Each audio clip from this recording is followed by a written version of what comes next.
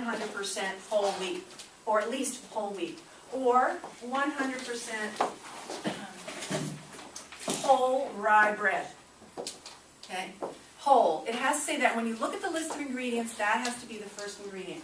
And then it's really important to continue reading. Because even many breads that do have that as the first ingredient, you'll notice, and you start to count, there can be about 4 different, at least, sources of sugar listed there.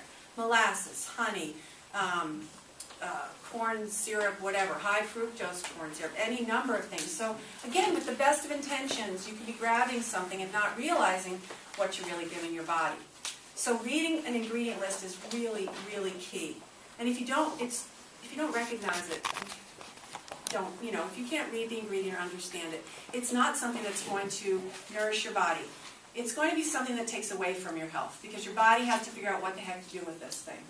Right? Just think of it in that simple a way. Wheat bread, here's one of ours, and it's 100%. When it says 100% whole wheat bread, it says it there. But then, if you check, it's also the very first ingredient in the list of ingredients. So that's what's really important to look for. Outside of bread, refined or processed. These are oatmeal. Does anyone like to eat oatmeal? It's a great way to start your day. And I always think of oatmeal as a place to start, and then all the good things you can throw into it. What do you like to put in your oatmeal? Nuts, raisins, apples. Great. Excellent. Yeah, it's like this bowl, and then you can go from there.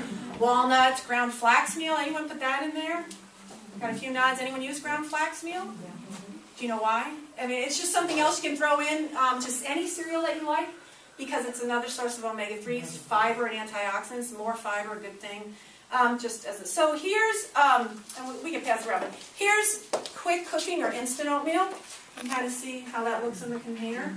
These are rolled old-fashioned oats. You see they're a little more substantial in their shape. And then these are steel cut. Anyone eat steel cut oats? If you need a quick, steel cut oats are the least processed. Can you tell from how they look, right? So no, don't ever, if you buy instant oatmeal, that's something you can take out of your pantry when you go home and replace with rolled oats, because you can cook them just as fast first. And because they're more refined from the whole oat, what happens is that our digestive enzymes are able to just grab on and digest them so quickly that it raises a blood sugar level. So it's not going to sustain you, and it won't carry you as long, and it can affect blood sugar, which we'll talk about in a minute. So whole or rolled oats and steel cut oats are the least processed. They're different, so you have to like them. They take longer to cook, but I can tell you an easy way to do it overnight afterward, if you would like that. So again, processed. I mean, I'm sure you all know that. I'm sure that you know that like a Lunchable or something like that is all processed food. I'm not going to go into those kinds of examples. Let me just check my notes again. Any questions? Yes. You had mentioned that, not to use, you try not to use extracted oils.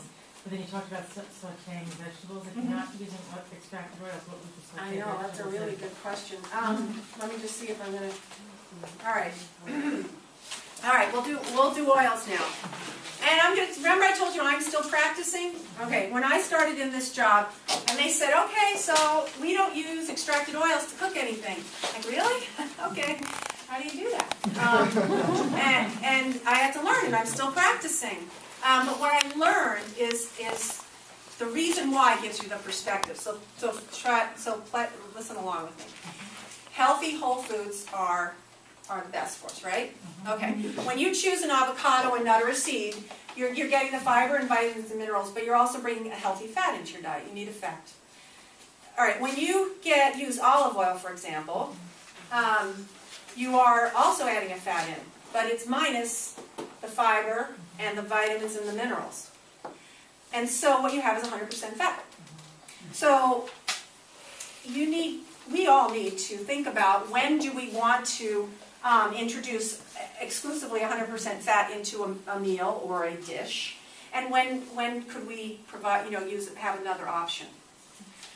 So it's not that there's something inherently bad with olive oil. There isn't, but it's not as fabulous as we've been led to believe either. All of the studies on the Mediterranean diet talk about the wonderful health of the people that eat that diet, but it started out being people who lived in Crete, which now if you go back there, most of them are very overweight. Now, they were highly active individuals. The dominant food in their diet were vegetables and whole grains and fish. And yes, they ate olive oil, but there were all these other factors. But in the world we live in, see, things get extracted out, no pun intended, and it's like, oh, okay, olive oil, eat it, eat it, eat it, it's so good for you. Well, you wouldn't go to olive oil to get your vitamins and minerals. There are a few left, some what are the phytochemicals in any plant food. They still, to a point, exist in olive oil. But if you want to bring that into your diet, you wouldn't look to olive oil to provide that. You would look to it to provide fat in your diet. If you want all of the phytochemicals and things, you go to a whole food or all your vegetables to provide that. Does that make sense? And you can saute onions. You get a pan really hot, chop up onions and start sauteing them. You don't need anything in there. And then there are and then they caramelize and they become a base, and you can add your garlic and other vegetables and things. And then you can also steam saute. On our website, under the Health Starts Here logo, there's actually cooking videos there, which will show you how to do that. So, while any of the Health Starts Here recipes that I prepare will never have an extracted oil in it, it's still part of my diet. Yeah. But I've been rethinking it. I've been not using it as often. I've been using other strategies and just brought it to have a different balance in there. I would just maybe make the point that you could still use it, like you say, it's healthy, but maybe as a supplement to whole food. Yes, that is exactly. It's like a supplement. That's right. Yes, and again, it's that old thing is true. I mean, balance is important. So it's not that you shouldn't have it. And olive oil, for example, or organic canola oil is much better than any sort of a trans fat or any of the saturated fats that are out there. So it's all a relative thing. Like which one though?